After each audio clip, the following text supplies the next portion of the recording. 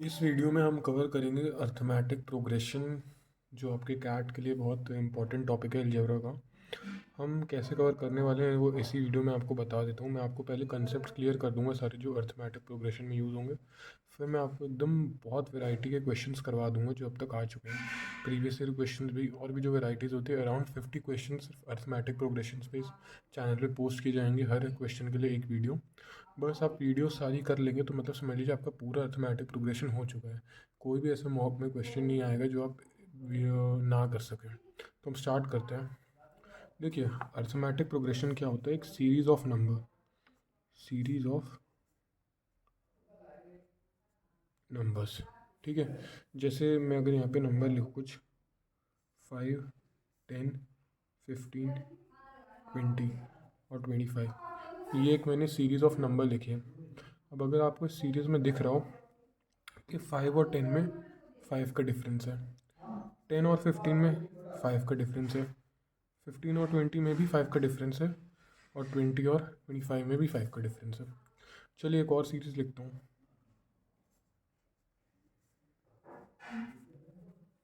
ये मैंने एक और सीरीज़ लिखी है।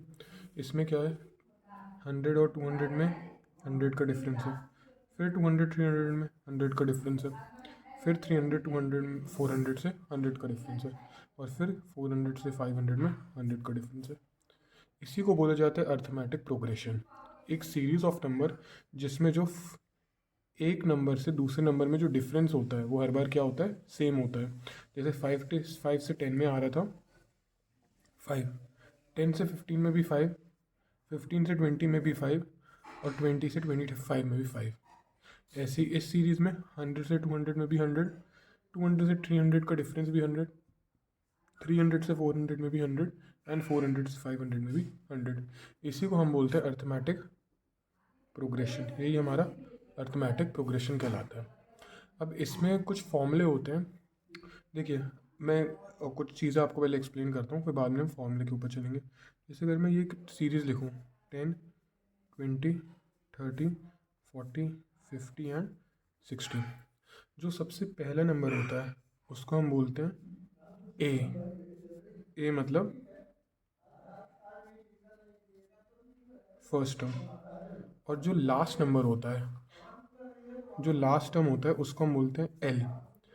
एल मतलब लास्ट टर्म हो जाएगा। ये सिंपल सी चीज़ होती है। और जो दो नंबर होते हैं, है ना, जो कंसेक्यूटिव दो नंबर होते हैं उनके बीच का जो डिफरेंस होता है उसको हम बोलते हैं कॉमन डिफरेंस, और जो डिनोट किया जाता है आपका डी से। कैलकुलेट क्या होता है, एक आगे वाले टर्म को एक पीछे वाले टर्म से माइनस करके। जैसे इधर हमें कैलकुलेट करना है तो डी हो जाएगा आगे वाला टर्म सेकंड माइनस उससे पीछे वाला टर्म फर्स्ट। तो मतलब सेकंड वाला टर्म आपका कितना है 20, माइनस फर्स्ट वाला टर्म कितना है 10, जो आपका आ जाएगा 10। ऐसे ही आप किसी को भी माइनस कर सकते हैं, जैसे एक आगे वाले टर्म को पीछे वाले टर्म से माइनस करिए, जैसे थर्ड माइनस सेकंड, या फिर फोर्थ माइनस थर्ड। ऐसे आपको कॉमन डिफरेंस कैलकुलेट हो जाएगा।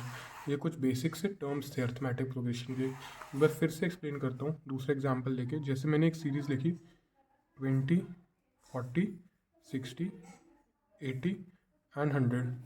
इसमें जो ये 20 है ये हमारा फर्स्ट टर्म है, तो हमारा ये कहलाएगा ए।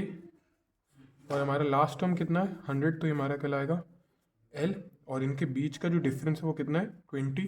कैसे निकला, सेकंड माइनस फर्स्ट, 40 माइनस 20, ये कहलाएगा कॉमन डिफरेंस। इतना हमें पता चल गया। अब इसमें हमारे कुछ इंपॉर्टेंट फॉर्मूलाज हमें पढ़ने हैं। वो क्या होते हैं, how to find any term. अगर आपको कोई अर्थमेटिक प्रोग्रेशन में दे दूं, ठीक है, जैसे मैं अगर आपको एक अर्थमेटिक प्रोग्रेशन जैसे दूं 25, 50, 75, 100, और ये ऐसे चलती जा रही है, मैं इसको बोलूं कि क्यों आप मुझे निकाल के बताओ इसका 18th टर्म क्या होगा। जैसे ये फर्स्ट टर्म है, ये सेकंड टर्म है, ये थर्ड टर्म है, और ये फोर्थ टर्म है। ऐसे अगर हम लोग पढ़ते रहें आगे तो इसका 18 टर्म क्या होगा। तो इसका बहुत बेसिक सा फॉर्मूला होता है A plus N minus one into D. A मैं आपको पहले बता चुका हूँ फर्स्ट टर्म, डी आपका कॉमन डिफरेंस, एन क्या होता है, नंबर ऑफ टर्म। 18th के लिए पूछा गया है, तो आप कैसे कैलकुलेट करेंगे, ए प्लस 18 माइनस 1 इंटू डी, जो आपका आ जाएगा ए प्लस 17 डी। तो अगर मैं सम अप करना चाहूँ इसको, कि आपको अगर कोई भी टर्म कैलकुलेट करना है तो आप उसको कैसे कैलकुलेट करेंगे, आप बस लिखिए, जैसे कि मुझे निकालना है इसमें 18 टर्म, तो आप उसका फॉर्मूला हो जाएगा ए प्लस 17 डी। जितना टर्म बोला गया है उससे एक माइनस करके कम करके डी के साथ इंटू कर देना।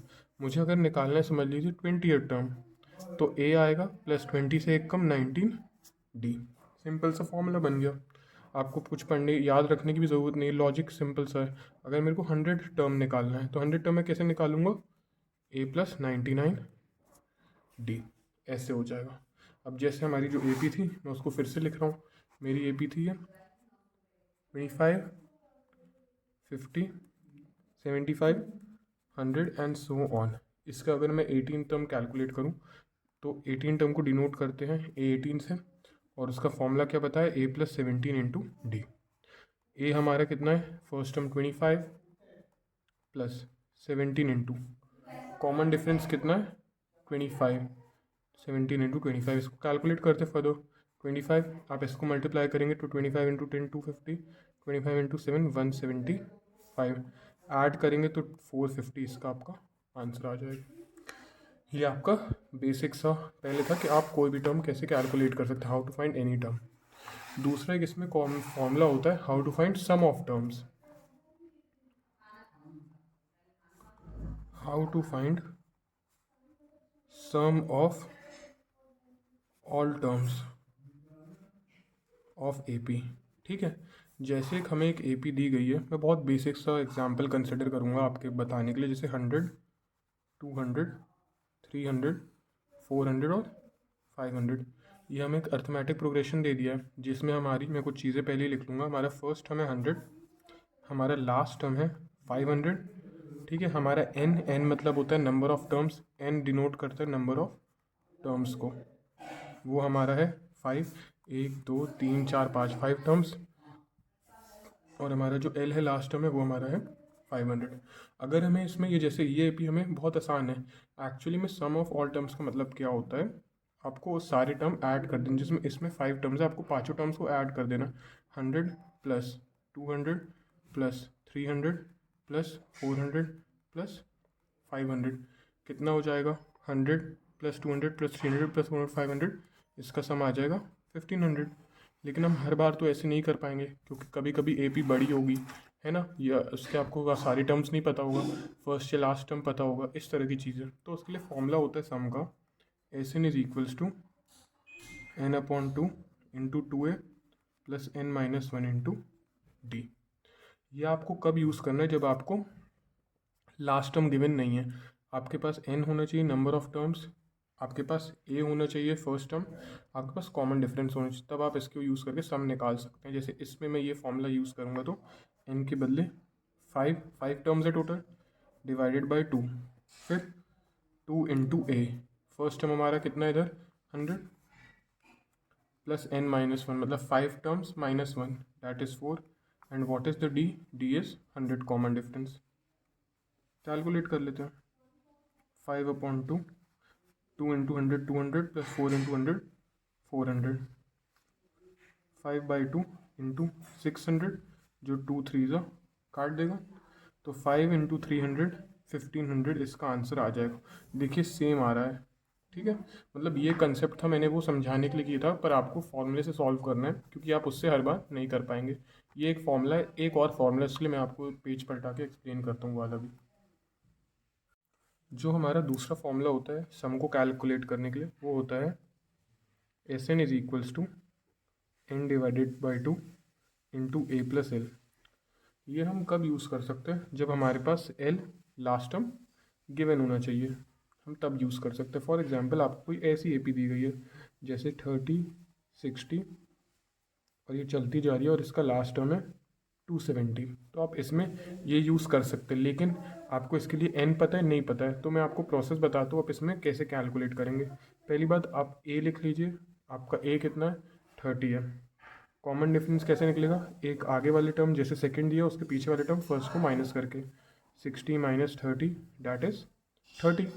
मेरे पास n नहीं पता है, मैं अगर ये फॉर्मूला लगाऊं an is equals to a plus n minus 1 into D, जो मैंने आपको पहले बताया था, इसको यूज़ करके मैं n की वैल्यू निकाल सकता हूँ। ठीक है, an के बदले में क्या सब्सटीट्यूट करूँगा, l जो होता है लास्ट टर्म, ये मैं इसके बदले सब्सटीट्यूट करूँगा। तो an के बदले में डालूँगा 270 इज इक्वल्स टू a, मेरा a कितना है 30 प्लस n की वैल्यू पता नहीं है n माइनस 1, और d कितना था 30। फर्दर सॉल्व करते हैं यार, 30 ऐड हो रहा है वहाँ जाके लेस, तो बन जाएगा 240 n माइनस 1 इंटू 30। यहाँ पे 30 मल्टीप्लाई हो रहा है, वहाँ जाके डिवाइड हो जाएगा, 240 divided by 30 is equals to n minus 1, 0 0 cancel, 3 8 ज़ा 24, तो यहाँ पे माइनस 1 है, वहाँ जाके प्लस 1, तो n की वैल्यू आ जाएगी 8। मतलब कितने टर्म्स है टोटल, 9 टर्म्स है। अब मैं इस फॉर्मूले को इसमें यूज़ कर सकता हूँ, कैसे, मेरा फॉर्मूला क्या था, S N is equals to n by 2 a plus L. तो n हमारा था 9/2 a, फर्स्ट हमारा कितना था इस AP का 30, प्लस लास्ट टर्म कितना था 270, 30 प्लस 270 कितना हो जाएगा 300। इसको हम सॉल्व करेंगे, 2 1 ज़ा 2 150 ज़ा, तो ये आ जाएगा 150 इंटू 9 1350। ये इसका आपका सम कैलकुलेट हो गया इजीली। इस तरह से आपको सम कैलकुलेट करना है। ये बेसिक से 2 कंसेप्ट थे। अब इसमें ये आगे हो सकता है एक चीज़ और होती है जो मुझे अभी याद है, बाकी फिर मैं क्वेश्चंस कराऊंगा तो आपको और चीज़ें बता दूंगा। कोई भी आपका अर्थमेटिक प्रोग्रेशन है, जैसे कि बेसिक्स से लेते हैं बहुत आसानी से 10 20 30 40 50, आपका एक अर्थमेटिक प्रोग्रेशन दिया हुआ है। तो अगर आपको इसका एवरेज निकालना है तो इसका जो एवरेज होता है वो क्या होता है, मिडल टर्म। कोई भी अर्थमेटिक प्रोग्रेशन में जब आपका एवरेज आप कैलकुलेट करेंगे तो वो क्या होगा, मिडल टर्म। ठीक है, जैसे मैं, और आप कैसे उसको कैलकुलेट कर सकते हैं, a plus L divided by 2, first term plus last term divided by 2, जैसे कि 10 प्लस 50 दैट इज़ 10 प्लस 50 जो 60 डिवाइड बाई 2 30, और 30 क्या इसका मिडल टर्म है। यहाँ से 2 छोड़ेंगे, यहाँ से 2 छोड़ेंगे, तो मिडल टर्म इसका आ जाएगा 30। आप इसको ऐसे कैलकुलेट कर सकते हैं। एक और बात देखिए, ऐसे भी हो जाता है, जैसे अगर आप यहाँ से 20 प्लस 40 करें तो 20 प्लस 40 डिवाइडेड बाई 2, वो भी कितना आएगा 30 ही आएगा।